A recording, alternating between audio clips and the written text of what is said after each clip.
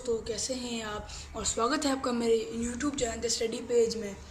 दोस्तों, आज हम स्टार्टअप साइंस क्लास एट्थ की जो क्रॉप प्रोडक्शन है फर्स्ट चैप्टर उसे कंप्लीट करेंगे।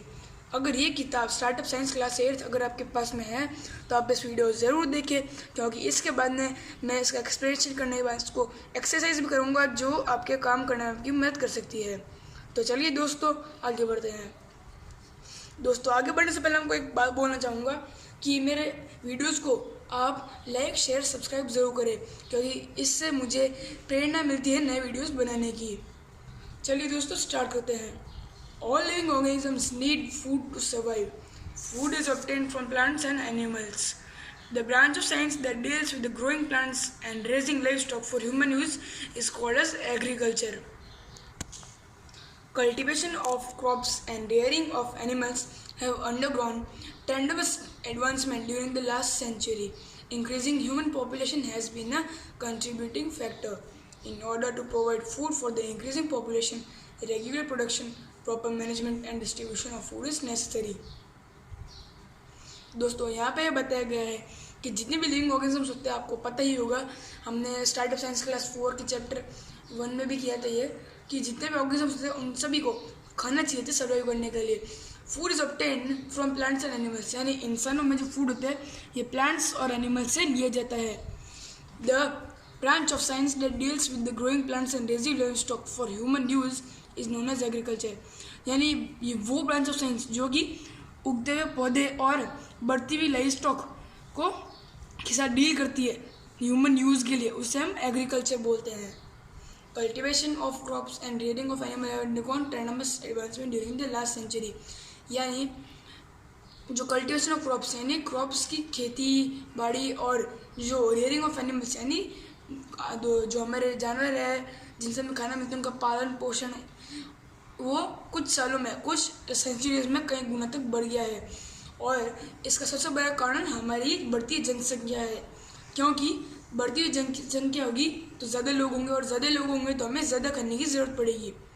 1.1 crop plants and crop seasons. Farmers grow plants in their fields. When plants of the same kind are grown in a field on a large scale, they are called crop plants or simply or crop. यानी जो farmers होते हैं वो अपने plants field में grow करते हैं, और जब एक ही तरह के प्लांट को फील्ड में एक बहुत ही बड़ी मात्रा में उगाया जाता है तो उसे क्रॉप प्लांट या फिर सिंपली क्रॉप बोला जाता है। इसका एग्जांपल है क्रॉप ऑफ राइस। अगर हम बोलेंगे तो इसका मतलब होगा कि जितने भी फील्ड के अंदर जो राइस है, जो हमारे खेत के अंदर जो क्रॉप है वो सारे राइस के हैं। Plants grown by farmers in the fields are called cultivated plants, as these are grown or cultivated in fields and looked after the humans. This is in contrast to wild plants which grow in nature unattended by the humans.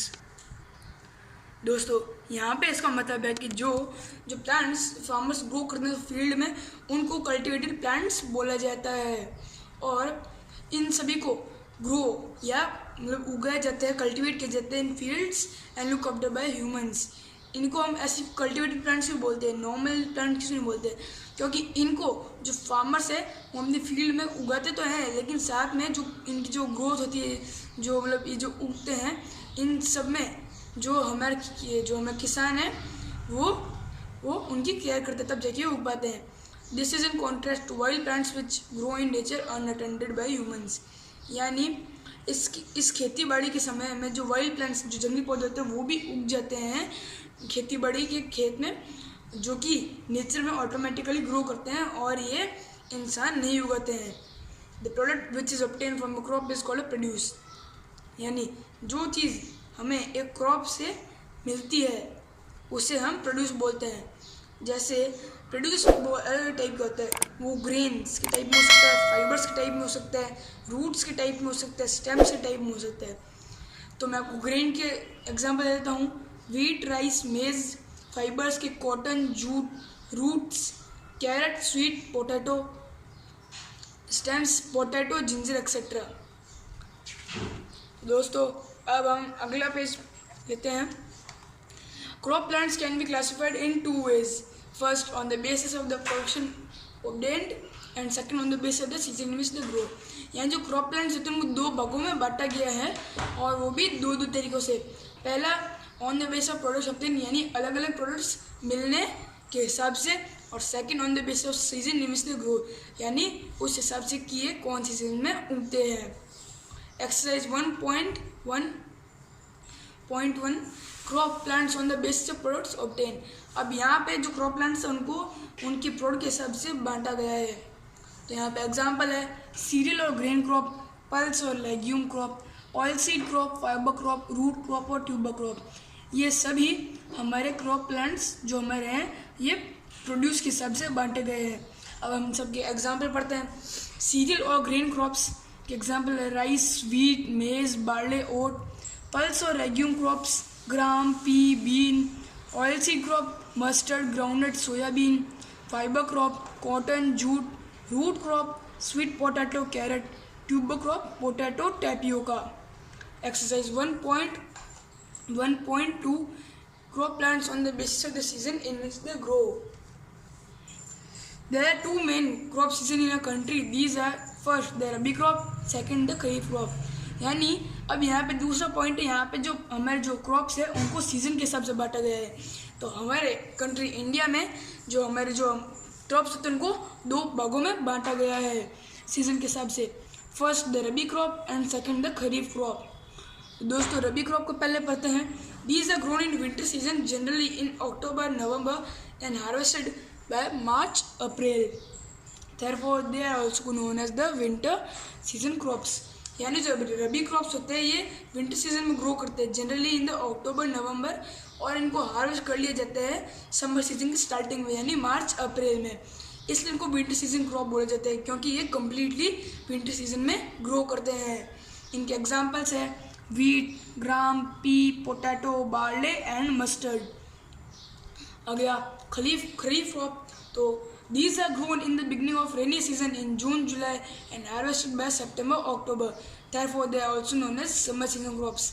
यानी खरीफ crops को जो हमारा बारिश के season होता है इसके starting में बोया जाता है ताकि इनकी हमारा जो इरिगेशन हो जाए।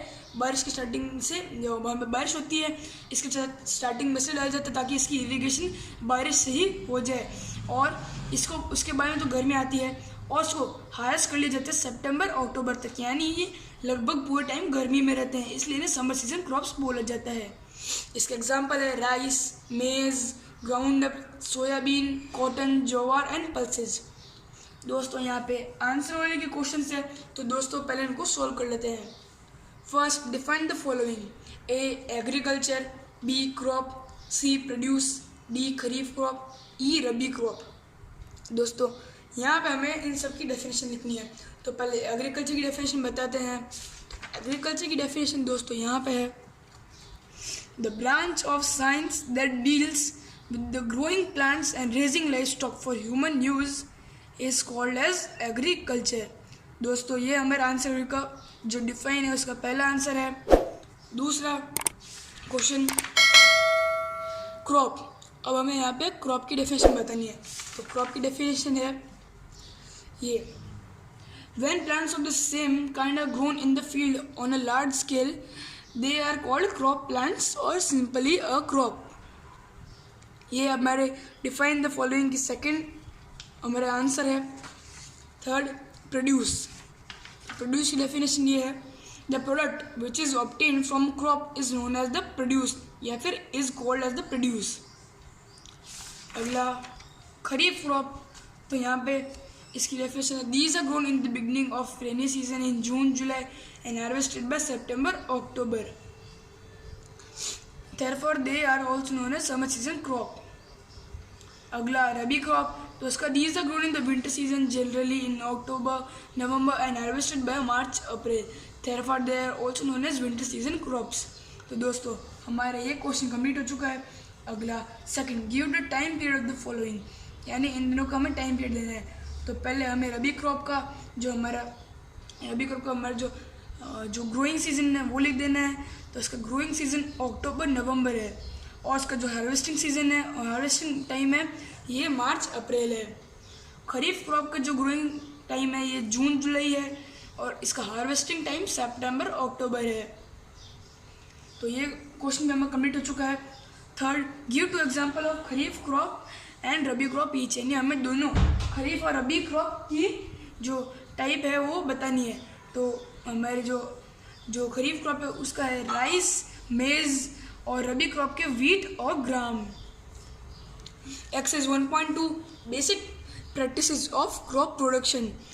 To grow crops, farmers perform several activities over a period of time, like preparing the soil, sowing the seeds, watering the fields, and providing fertilizer. Then the crops are harvested and stored. These activities are called agricultural practices. Thus, agricultural practices can be defined as the various activities or tasks which a farmer performs to produce a good crop. यानी जो हमारे जो किसान भाई है, इन सभी को बहुत ही अलग अलग तरह की चीज़ें करनी पड़ती है, एक्टिविटीज़ करनी पड़ती है अलग अलग समय पे। जैसे कि मिट्टी को जोतना, उसे अच्छे से प्रिपेयर करना, बाद में इसके अंदर बीजों को बोना, उसे इरिगेट करना यानी इसमें पानी देना, उनको फर्टिलाइज़र, उनको सप्लीमेंट देना फर्टिलाइज़र का, और इन सभी चीज़ों की मेहनत करने के बाद में जो क्रॉप्स होते हैं हमारे, ये रेडी होते हैं। तो इन सभी एक्टिविटीज़ को एग्रीकल्चरल प्रैक्टिसेस बोला जाता है। तो यहाँ पे हमें 7 बेसिक एग्रीकल्चरल प्रैक्टिस बताई गई है। फर्स्ट, प्रिपरेशन ऑफ सॉइल, यानी मिट्टी को तैयार करना। सेकंड, सोइंग ऑफ सीड्स, यानी बीजों को बोना। Third, application of manure and fertiliser, यानी खाद या फिर फर्टिलाइज़र का एप्लीकेशन। फोर्थ, एप्लीकेशन यानी इसको मतलब मिट्टी में मिक्स करना। फोर्थ, इरिगेशन, यानी जो हमें क्रॉप्स उनको अच्छे से पानी देना। Fifth, weeding, removal of seeds. तो दोस्तों जो हमने जो यहाँ पे पढ़ा था, जो वाइल्ड प्लांट्स उग जाते हैं तो उनको वीड बोलते हैं। तो वीडिंग यानी जो हमारे जो जंगली पौधे होते हैं, जो वीड्स होती है, उन्हें निकालने के प्रोसेस को वीडिंग बोलते हैं। सिक्स्थ, हार्वेस्टिंग, यानी उनको पौधों से अलग करना, अपने क्रॉप से अलग करना। एंड सेवन्थ, स्टोरेज, यानी उसे कम्प्लीटली लाइकली सिचुएशन जिसके अंदर वो एकदम सही रहे उसमें स्टोर करना। A number of tools are required during the course of different agricultural practices. These tools are known as the implements.